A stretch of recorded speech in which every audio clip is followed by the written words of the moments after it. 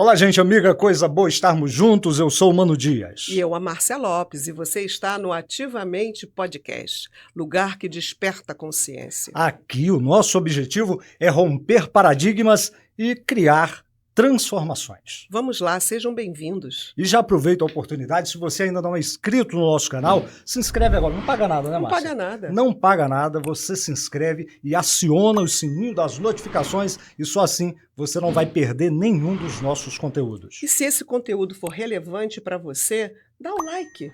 E aproveita para compartilhar com todos os seus contatos, porque a partir de agora, a sua mente entra em movimento. Muito bem. Falando em movimento, Márcia, como está movimentada a política do nosso Brasil e do nosso estado? Gente, os bastidores da política têm nos apresentado cada cenário, né? Olha, Na abertura dos trabalhos do Congresso Nacional, com as votações, o que eles fizeram?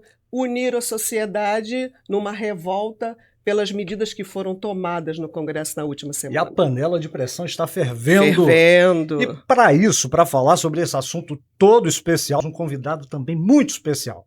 Ele está conosco hoje aqui para falar sobre política, falar sobre cultura, né, Márcia? Ativismo social. Vai falar de muita coisa boa, você não pode E não perder. esqueça também do ativismo judicial. Com certeza. Olha, Quem é esse ele? tema é quente. Ele é um pastor, advogado, ativista social, como já falamos, mestre em teologia pelo Seminário Teológico Batista do Sul, doutor em ciências políticas, gente, pela Fundação Getúlio Vargas, presidente da ONG Todos pelo Rio. Está conosco no Ativamente, Dr. Carlos Cruz. Boa tarde, Márcia. Boa tarde, Mano. Para mim é uma alegria estar com vocês. Podem ter certeza que esse dia é um dia marcante.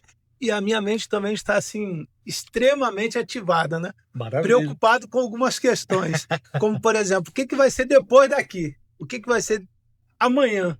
Porque eu tenho certeza do sucesso e eu quero parabenizá-los por essa iniciativa de mover o coração das pessoas através de opiniões, através de formas novas de se pensar a respeito de temas tão polêmicos como esse que nós vamos tratar nessa tarde. Carlos, é uma alegria enorme tê-lo aqui. Você é um amigo de longas datas e eu fico muito feliz em começar o nosso podcast, hoje a nossa estreia, e tê-lo como nosso convidado. É uma honra imensa. Obrigado. Você é um cara que nos inspira pela sua trajetória e por isso nós vamos falar um pouquinho sobre todos esses assuntos que nós abordamos aqui. Mas antes, Carlos, eu gostaria até de pedir para você falar um pouquinho sobre o Dr. Carlos Cruz, um pouquinho sobre a tua trajetória aí, para que os nossos amigos que estão nos acompanhando possam entender melhor o seu trabalho, quem você é de fato. Quem sou eu, né? Hoje eu sou pastor da Igreja Batista Central do Rio de Janeiro há 30 anos e faço ali com muito orgulho o meu sacerdócio. Paralelo a isso, fiz filosofia na Estácio, pós-graduação no Bennett em História, mestrado em psicanálise e gestão pública, fui secretário em alguns municípios, como Niterói, São Gonçalo, Maricá, Rio Bonito, alguns municípios do Rio de Janeiro. Fiz o bacharel em Direito, depois servidor público, e comecei a entender que essas relações elas poderiam fazer parte da minha vida diária. Perfeito. Fui até a instituição que era uma instituição de grande importância para mim, que era a Fundação Getúlio Vargas, e pleiteei uma vaga para o doutorado em Ciências Políticas. Foi quando eu comecei a entender que a política fazia parte de todos os segmentos da vida do ser humano. Da vida do ser humano. Deixa eu só interrompê-lo um minutinho para te fazer uma pergunta. Tantas atividades e atividades, de certa forma, até diferentes em atuação. Isso, de alguma forma, atrapalhou o seu desenvolvimento ou atrapalhou o seu pastorado? Não. Que era a sua vocação, Sim. né? Pastorear a sua vocação. E as outras atividades? De estudar direito, estudar filosofia. Muitas vezes a filosofia ela nos confronta, né? Claro. Nos confronta, nos leva a questionar determinados conceitos e preceitos que são pré-estabelecidos. Isso em algum momento te causou algum tipo de dúvidas? Não, nenhum momento. Qual era a minha base pessoal em relação à atividade acadêmica? Era que o ministério, eu não deveria depender do ministério para viver. Certo. Então, ser pastor era uma vocação realmente. Sim, ainda que a igreja tenha uma remuneração, que ela é votada, e eu tenho essa remuneração, mas eu tenho o meu escritório, eu tenho as minhas atividades empresariais, e o tempo era o tempo em que eu dedicava integralmente. Ou seja, eu sempre fui pastor. Fui pastor no direito, eu fui pastor na política, eu fui pastor na sociedade. Não deixou de ser, Não né? deixei de ser o pastor. Ainda que tivesse na mesa com doutores, eu era um doutor pastor. Perfeito. Ainda que eu estivesse na academia, agora recentemente a Abrace me nomeou na 44ª cadeira dos imortais da Academia Brasileira Eu de vi lá. Imortais. Bacana. E me fizeram essa pergunta, nunca houve nenhuma contradição? Não, eu sou pastor, eu gosto de cuidar de gente, eu gosto da igreja, eu sei que a igreja é o que Deus me chamou para eu viver. Agora, eu incentivo as pessoas a estudarem, eu incentivo Perfeito. a que elas possam ter uma atividade secular. O que eu entendo? Hoje nós temos uma gama de ministros que dependem exclusivamente da ajuda financeira da igreja. Da igreja. Vivem Quando do a ministério. igreja do ministério, vivem do ministério, exatamente. Quando a igreja não tem suporte financeiro para sustentar, eles passam necessidades. Eu, particularmente, já vi muito isso acontecer. Não é Infelizmente. algo que a gente tem como esconder. Eles passam fome. Sim. Segundo, eles não têm uma previsão de aposentadoria, porque ainda que ele fique na igreja 30 anos, depois dos 30 anos ele é jubilado. O E que não que significa? contribuiu. Não contribuiu, não teve nenhuma orientação para que ele pudesse ter o quê? Uma aposentadoria. Sim, um benefício. Então, um benefício após o seu ministério. Aham. Perfeito. Então ele já vai para a terceira idade com uma família onde a renda dele não é capaz de sustentá-la com dignidade. Ele, na velhice, ele não tem plano de saúde, ele não tem aposentadoria. Muitos não têm casa porque passou a vida inteira morando na casa pastoral daquela instituição. E o que eu sofro, e eu penso que a minha vida pública agora, e no momento ideal eu vou falar sobre isso, esse projeto da minha vida pública, eu penso que nós deveríamos lutar por uma categoria para os sacerdotes no Brasil, como eu contribuo, por exemplo, no Ministério do Trabalho, no INSS, ter um órgão que faça essa previdência para os nossos ministros, os ministros evangélicos e os ministros sacerdotais, porque isso engloba todos os religiosos. E alguém pode dizer, mas engloba o pai de santo, se ele é declarado Sim, oficialmente um ministro religioso, ele tem que ter uma categoria que dê a ele condições de uma aposentadoria. E hoje, no rol de categorias profissionais, não existe essa Não previsão. existe essa previsão. E aí ele tem que buscar a previdência privada. Por um tempo, alguns anos atrás, eu trabalhei como secretária de igreja e os pastores contribuíam por aquele antigo carnê, Sim. né? Aquele carnê de contribuição. E a classificação deles era de comportor missionário, Pronto. vendedor de livros. De livros. De porta Exatamente. Porta, né? E aí, porque realmente se não ele existe... tivesse interesse, por exemplo, até por conta da legislação, né? Se ele tivesse interesse de comprar uma casa própria, ele não comprova renda, ele não tem como comprar uma casa própria. Se ele quer um crédito para carro, se ele quer financiar um carro, ele não comprova renda. Hoje nós temos a alternativa de movimentação bancária e imposto de renda. Sim. Mas eu acho que não é digno, porque todos os outros têm a sua categoria. O enfermeiro tem a categoria. Claro, o TO, que foi o último agora que o próprio ministro Alexandre de Moraes declarou que eles têm capacidade de serem uma categoria técnico de serem importantes para a sociedade. Então, a terapia ocupacional hoje tem uma categoria. Você vai lá, você se inscreve, você paga, você contribui. O ministro de confissão religiosa não tem. Religiosa não tem. Então, essa é uma bandeira interessante que tem que, de fato, ser levantada e ser uma luta que a gente tem que encampar. E, Márcia, seguindo um pouquinho sobre essa trajetória do quem sou eu cheguei ao ponto de entender que uma igreja de 100 anos, a Igreja Batista Central do Rio de Janeiro, quando eu cheguei lá, ela tinha 84% de analfabetos. O que é analfabeto? Analfabeto mesmo, só tinha até a 4ª série. Hoje, todos os nossos jovens fazem faculdade, os que não fazem é porque não querem. Eu deixo isso bem claro, porque eu consigo bolsa, eu consigo dar a eles continuidade desses estudos. Quem não tem condições de fazer o 2º grau, a gente consegue levar para o EJA. O EJA, você faz 2 provas, você resolveu o seu problema do 2º grau. Então, você consegue uma série de outras alternativas ligadas à questão da educação. Por quê? Qualquer pessoa que busca o mercado de trabalho precisa ter, no mínimo, o 3º grau. Porque hoje, para baixo, você é subempregado. O que é o subempregado?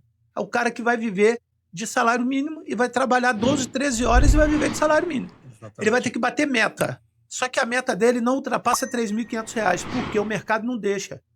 Quando ele chega ao teto de R$ 3.500, ele entra como supervisor. Esse é um estudo de impacto social e econômico que é por baixa escolaridade. E a gente vê uma hipocrisia dentro da política, quando diz assim, a faculdade é para todo mundo. Tudo bem, é para todo mundo quem? Porque quando você vai para uma faculdade pública, você não pode trabalhar. Você tem que pagar o livro. Pública integral. Você tem que ter horário, que é um horário até muito estranho, né? Você estuda uma matéria de manhã e 2 à tarde, 1 de noite. Então você não tem outra opção a não ser ficar o quê? À mercê, à disposição do setor acadêmico. E a sua vida particular a sua vida parou. Isso é todo dia, a gente ouve as pessoas reclamando. Aí você vem para o mercado de trabalho, que é uma outra defesa da nossa bandeira, é o seguinte, o mercado de trabalho te pede ou 1 ano de experiência. É a coisa mais contraditória que eu já vi na minha vida. Para quem não teve emprego, como que essa pessoa vai ter 1 ano de experiência? E segundo, algum título comprobatório da atividade técnica. Vou dar um exemplo. Eu tenho uma empresa de construção. Então, quando eu contrato um engenheiro, eu peço a ele o acervo técnico dele. Sim. O que é o acervo técnico dele? Ele me prova no CREA que ele tem capacidade de executar o serviço que eu estou buscando. Se sai um aluno da faculdade com o mesmo título, ele não tem acervo técnico. Não fez nada ainda. Como que esse rapaz que saiu da faculdade é engenheiro? O cara é engenheiro civil. E eu preciso construir um prédio. Qual é o requisito? Acervo técnico. Como que eu vou pegar este elemento que saiu da faculdade e ele tem capacidade? Só que aí o mercado exige que ele tenha o quê? Acervo técnico. Acervo técnico. Veja que interessante. Todos esses pontos que o senhor trouxe para nós nesse momento, todos eles transitam diretamente pela política. Claro. Todos eles transitam por leis, projetos de leis que têm que ser discutidos, que têm que ser votados na Câmara de Deputados, depois no Senado, e volta para a Câmara. E aí isso nos traz para uma questão que o Mano estava falando, Mano, Sim. Que é a questão do momento político que o nosso país tem vivido. Exatamente. Né? E essa questão política, como a Márcia falou, tudo transita pela política. Isso é fato. Mas o senhor falou que é consultor político. E como consultor político, cientista político, como é que o senhor enxerga essa situação da polarização que o país tem enfrentado nesses últimos anos, que é outra coisa, ao meu ver, complexa, mas enfim, como é que o senhor enxerga esse cenário? Eu vou pegar do ponto social para o ponto político. Tá? A sociedade já não é mais ignorante. Qualquer pessoa hoje fala de política e às vezes a gente consegue conversar com pessoas inteligentíssimas vendendo quentinha ali na esquina. Exato. Você sai aqui do prédio, aí tem uma pessoa que chama Ricardo, ele está vendendo quentinha e você pergunta e faz essa pergunta. O que você enxerga da polarização? Eles só enxergam 2 coisas. Ou o Lula, que é o lulismo, ou o Bolsonaro, que é o bolsonarismo. Eles não conseguem enxergar outra coisa a não ser as informações que a rede de televisão e os meios de comunicação, inclusive a internet, passam. O extremismo no Brasil é diferente do extremismo americano, é diferente do extremismo hoje na Europa. Eu vou definir o extremismo na Europa primeiro. Quando você pensa num partido político extremista na Europa, eles são de direita. E eles entendem valores conservadores de direita. O que é de direita na Europa não é de direita no Brasil. E aí eu vou para os Estados Unidos. O que é o extremismo nos Estados Unidos? É quem está no poder. Então, quem está no poder, nos últimos anos, sempre, tendenciosamente, trouxe toda a estrutura daquela nação que governa o mundo, que a gente tem como pilar os Estados Unidos, trouxe para perto daquele campo ideológico. Então, extremismo, hoje no Brasil, não é isso. Não. Nós não sabemos, por exemplo, nós temos 5.438 prefeituras. 1/3 dessas prefeituras tem alinhamento do PT com o PL. A confusão. 1/3. Confusão significa o quê? Que eu tenho alinhamento do campo da esquerda com o campo da direita. Que hoje defende a direita. Que se defende a direita. Então, no Brasil, quando a gente faz essa pergunta, a gente imagina que as pessoas vão estar visualizando de maneira prática o que está acontecendo. O que está acontecendo? É um período de muito interesse próprio e menos interesse coletivo. Para mim, a polarização é essa. Se eu estou no clã ou na família, e eu poderia citar aqui no Rio de Janeiro algumas 10 famílias, não vou fazer por uma questão de segurança, mas nós poderíamos citá-las. Se eu faço parte de uma dessas famílias políticas do Estado, eu faço parte de um grupo político, Uhum. eu estou entendendo qual é o campo que eu estou navegando. Se eu não faço parte desse grupo político, eu vejo que o cidadão enxerga a política assim, de um lado Lula, do outro lado agora Flávio, que é o Sim. possível Substituto. presidente, né? Sim. O Presidente da Bolsonaro, sim. E eu finalizo com essa fala, até para a gente poder dar direção aos demais pontos. O que isso acrescenta dentro da sociedade? O que essa polarização acrescenta? Acrescenta que este elemento que votava por consciência, hoje vota por dinheiro. Ele não vota mais por consciência. Lembra que eu disse que o grupo tem interesse próprio? Sim. O eleitor passou a ter o quê? Interesse próprio. Você claro. quer meu voto? Paga por ele. É. Paga como? Ou traz alguma coisa que me interessa, ou me contrata, me nomeie no seu gabinete, Exato. me dê uma emenda parlamentar, desenvolva algum projeto que possa me trazer algum benefício. Essa região, que antigamente a gente chamava de região e hoje é território, eu não concordo com essas nomenclaturas, porque enfim, mas a gente pode discutir isso mais tarde um pouquinho. Mas essa região aqui é de fulano de tal. Então, ele que tem que me trazer o benefício, é ele que tem que cortar a árvore. Eu nunca vi. É uma espécie de curral eleitoral. Curral eleitoral. É. Eu nunca vi campanha para deputado estadual, o deputado estadual indo cortar a árvore. Não tem lógica. Tirar Não é lixo. Uma equipe de rua para poder que eu tô fazer o falando. trabalho que é do executivo. Que é do executivo, que era o vereador, na época, vereador raiz, o cara falava assim, vou botar água na tua rua. Pô, legal, é a competência dele. Porque o deputado hoje, ele entende que ele precisa ver o eleitor. Sim. E o que o eleitor quer? Vender um voto. Porque isso é uma Benefício. troca, ele quer um benefício. Olha, bota a luz aqui, que lá na frente eu voto em você. É. Você tira o fio da porta da minha casa. Esses fios que estão aqui na minha porta. Me atrapalha. Tira isso e eu voto em você. Aí, isso é que é a polarização. Quando a gente acha que a gente está segmentando, na verdade, a gente está atraindo todo mundo para um interesse único. Qual é? Eu. Na verdade, nós estamos incentivando a que as pessoas cometam o mesmo erro que está sendo cometido por aqueles que deveriam representá-los. Com certeza. A falta de fiscalização, tanto minha como cidadão, gera um eleito sem a capacidade de fiscalização. Sem a capacidade de fiscalização e sem identificação com aquele eleitor. Com o eleitor. Né? E aí a gente pode puxar isso para o nosso estado. Nós tivemos, vamos falar especificamente do estado do Rio de Janeiro. Nós temos vivido ao longo de alguns anos alguns escândalos. Governadores presos. 5. 5, né? E aí é penta. uma grande vergonha. Inclusive, tivemos, em certo momento, 4 no mesmo presídio. Sim. Né? Em determinado momento aconteceu isso.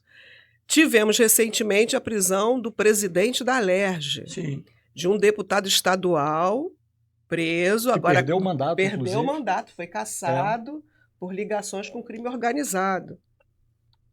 Tivemos agora, mais recentemente, a prisão do presidente do Instituto Preve Rio, Sim. pelo grande escândalo que está acontecendo no país, do Banco Master. Ele fez uma aplicação de alto risco, ou seja, brincou com os recursos que seriam para a aposentadoria daqueles servidores que dedicaram a vida ao serviço público. O Rio de Janeiro, existe perspectiva de mudança? Existe. Eu acho que a sua pergunta começa dizendo assim, olha, nós estamos no caos, isso é um princípio sociológico. Há sempre, depois do caos, um tempo de acomodação. A crise ela se divide em 5 áreas, 5 partes. Depois do caos, que é o último, aí vem o primeiro, que é a acomodação. Nós estamos acomodando no setor político. Nós estamos acomodando assim, quem vai ser o governador? Ninguém sabe quem vai ser o governador do estado. Ainda não. Complicado. Não se tem. Não tem. Nem o não tem governador nome. tampão ainda não não está tem. definido.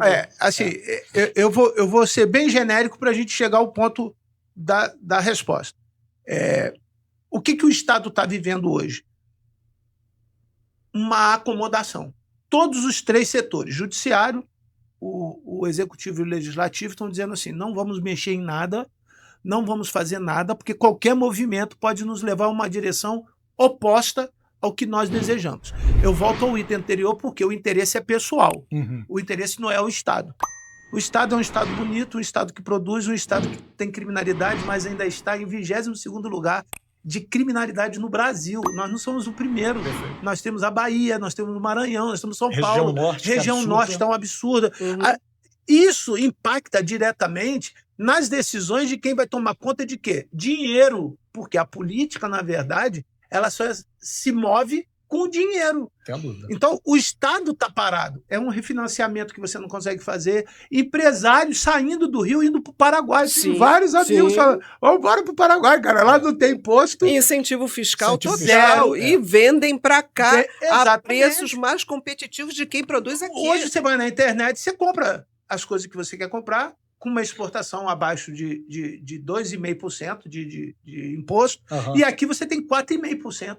E cada vez aumentando mais, porque a cada dia o Brasil aumenta mais a carga de impostos. É uma coisa absurda. Hoje eu analiso que nós estamos num momento de acomodação. A qualquer momento, e eu tenho uma data para isso. Por que eu tenho uma data para isso? Hoje é um ano eleitoral. Nós estamos no ano eleitoral. Até dia 8 de abril, tudo isso tem que se definir. Sim. Quem é o quê, vai para onde, o que vai fazer, cargo do executivo sem só que depois, exatamente, depois vem a Copa do Mundo, certo? Aí o Brasil para novamente. Eu vou botar o verde e amarelo e vou assistir os meus jogos. Mas eu vou assistir os meus jogos aonde? Nos Estados Unidos. Eu vou com meu amigo empresário que tem um negócio comigo porque eu arrumei para ele, porque eu sou o prefeito da cidade tal. É isso que o brasileiro não está enxergando. Está todo mundo se dando bem em tudo. Na verdade, existe uma grande cortina de fumaça, não é? Que ofusca a visão. Acabou a Copa do Mundo. Todo mundo sabe que o Brasil não vai ganhar a Copa do Mundo. Com o time que está. Você vê aí, o meu time é o Flamengo. Não quero criar nenhuma polêmica em relação a isso, não.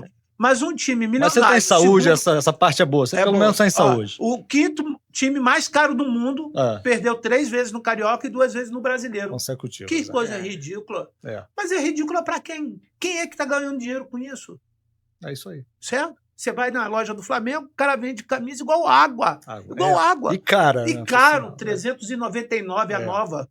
Você tem uma visão do que está acontecendo. Agora, o que o brasileiro está precisando enxergar? Como eu estou dizendo, após a acomodação, a gente entra num outro estágio que é de discussão. É isso que a gente precisa discutir. O que nós vamos falar para quem está pedindo o voto dele daqui uns dias a respeito do que ele fez? Queridos, olha só, um deputado federal tem 102 milhões de emenda por ano. 235 mil reais de verba de gabinete. Agora o Flávio Dino determinou que vai diminuir um pouquinho, vai para 200 mil. Só tirou 32 mil. Tirou o quebrado, a parte quebrada. Tirou o quebrado, para ficar redondinho para o Brasil. É uma gastalhança de dinheiro que a gente não tem noção. A gente não tem noção. E qual é o valor do salário mínimo? 1.618. 1.600 e pouco, Aí você tira lá meia dúzia de impostos que você vai ficar com R$1.300. Esses R$1.300 é o cara que vende a banana para eu comer, o cara que faz o pão para eu comer, o cara que colhe o feijão no campo para eu comer. Se esse povo entendesse que eles é que deveriam ter o poder, nós não daríamos tanto poder para quem não deveria ter poder. Então, teríamos mais sensatez na escolha. Nas escolhas. É aí que entra a segunda parte, que é o senso crítico. Eu entender, fazer a população entender o seguinte, eu sou da maré. Tá bom, o que o candidato que eu elegi na gestão anterior fez pela maré? Nada. Eu tenho pesquisa, você entra no Politics, você vai ver para onde foram as emendas, quem foi que emendou, aonde que emendou, quais foram os órgãos que receberam, o que eles fizeram, quais são as associações que fizeram, aonde fizeram. Ninguém é beneficiado. E tem uma situação mais grave ainda, que os moradores dessas regiões, particularmente as regiões mais menos favorecidas, eles nem sequer lembram em quem votar. É verdade. A maioria não lembra. Se você for numa comunidade qualquer e perguntar qual foi o seu deputado federal na última eleição, estadual, ninguém lembra. Senador, então, não faz a mínima ideia. Senador só doido, né? Aí é que não lembra mesmo.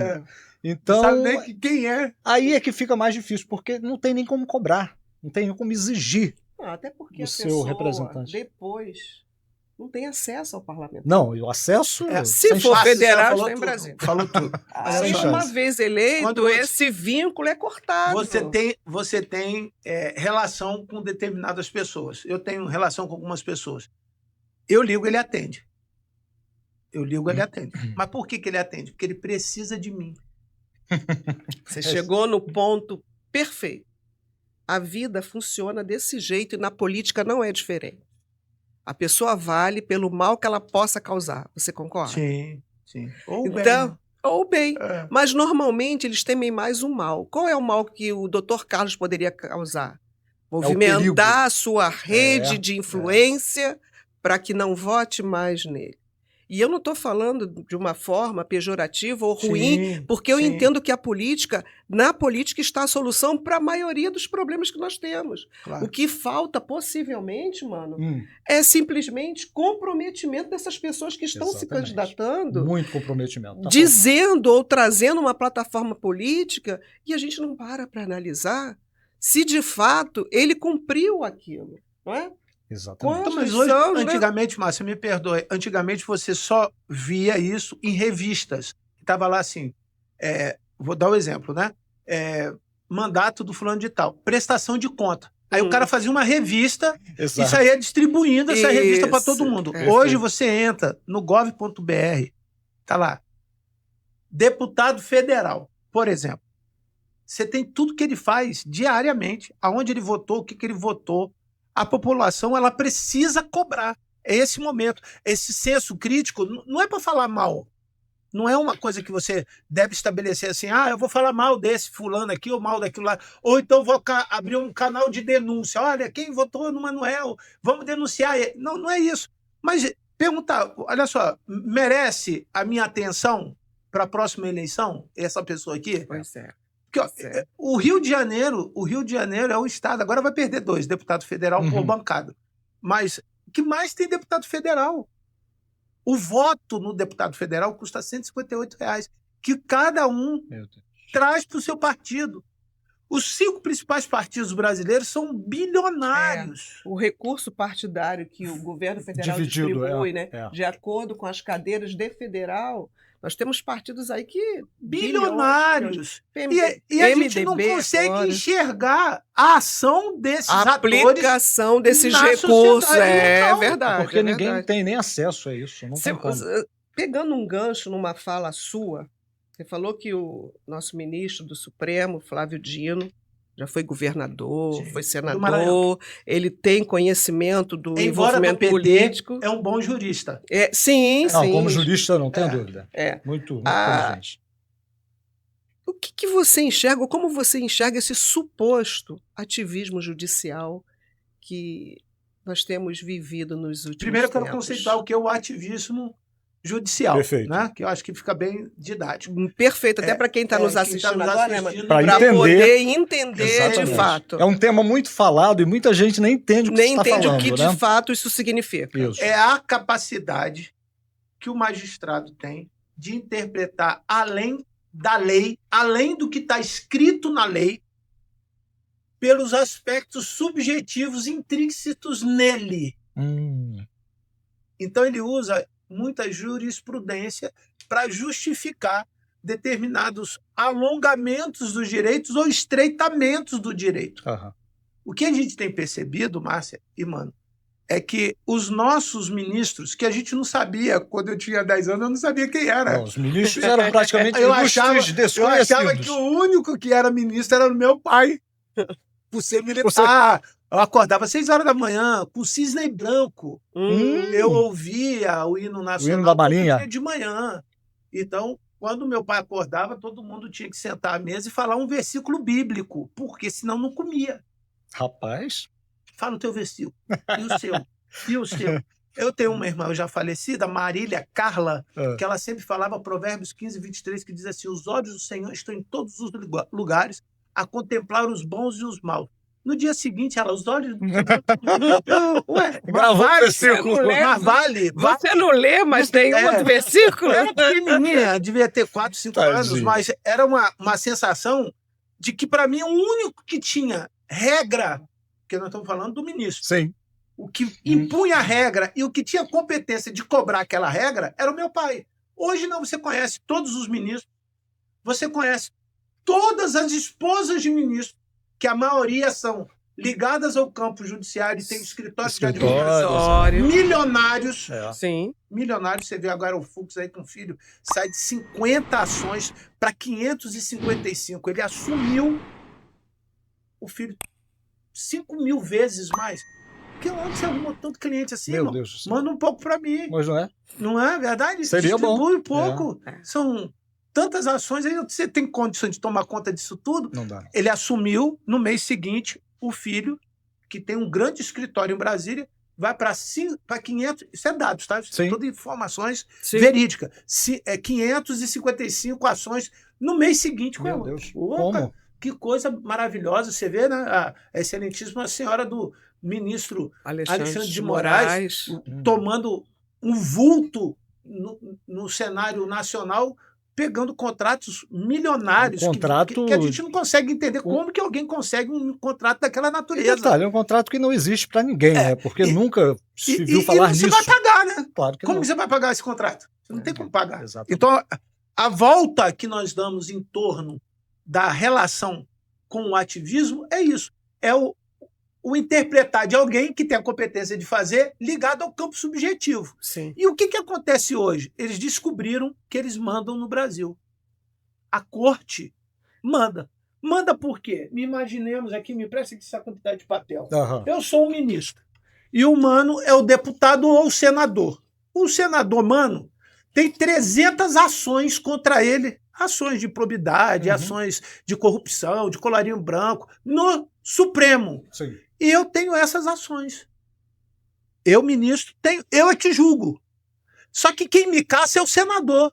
Aí o Mano vai lá no meu gabinete falar comigo. Essa conta não vai fechar. Não vai fechar. Não vai. Ô, ministro, ó, a população está reclamando que o senhor está mandando muito. Ele pede o secretário adjunto Dá dele a pasta de pra pegar ações a dele aí. pastinha De ações. e falar assim, Mano, toma aí, varão. Vê o que você pode fazer por Vê o mim. que você pode fazer por mim aí. Vê o que você vai dizer para Vai a dizer pra população. Exatamente. isso. Então, não foi só isso acabou com a democracia. A gente não está vivendo uma democracia, É fato. certo? E eu entendo que a gente não está vivendo uma democracia, não é porque o brasileiro não entende de democracia, não. Porque o povo mais democrático da Terra é o brasileiro. Vou dar um exemplo. Você chega em qualquer país do mundo, o brasileiro se dá bem com todo mundo. O brasileiro é muito Todo popular. mundo, todo mundo. Você não vê um povo que diga assim, foi um brasileiro na minha casa e eu achei o cara muito chato. O brasileiro chato é melhor do que o americano rico. Pra vocês terem uma ideia. Verdade, verdade. Entendeu? O cara é maravilhoso. Só que eles entenderam que o poder judiciário, que é um artigo constitucional, que é a igualdade entre os poderes, eu não tenho igualdade. Eu sou superior a ele. Superior. Exatamente. E rendendo-se a essas chantagens que, obviamente, o Brasil vive há algum tempo já. Doutor Carlos, eu gostaria que o senhor falasse também um pouquinho sobre esse trabalho social. Você desenvolve um trabalho social muito bacana. E como que é esse trabalho da ONG Todos pelo Rio? Como é que você tem desenvolvido esse trabalho? O senhor como pastor, cientista político e tudo, como é que agrega esse ativismo social em meio a isso tudo? O que nós entendemos? Que alguns caminhos que o Estado não oferece para o cidadão, alguém deveria encurtar isso. Encurtar gerando o quê? Oportunidade. Então, a primeira vertente da organização Todos pelo Rio é utilizar a cultura como meio de desenvolvimento social. A cultura incentivou 7 bilhões de reais no ano passado no Brasil. Bacana, hein? 7 bilhões. A cultura, no Brasil todo. De uma forma geral. Geral. O estado do Rio de Janeiro, ano passado, teve uma opção de dinheiro que ninguém sabe para onde foi, de cultura. E a gente fica discutindo, né? Que deu para o carnaval, deu para não sei quem, deu não sei para quem lá. Então, Todos pelo Rio desenvolve projetos aonde visa buscar parceiros na área da cultura que possam trazer recurso para ampliar a visão da atividade profissional. É o nosso segundo pilar. Então, é pegar a cultura, aplicar numa determinada região periférica, principalmente Sim. nas atividades de base, e aí gerar capacitação.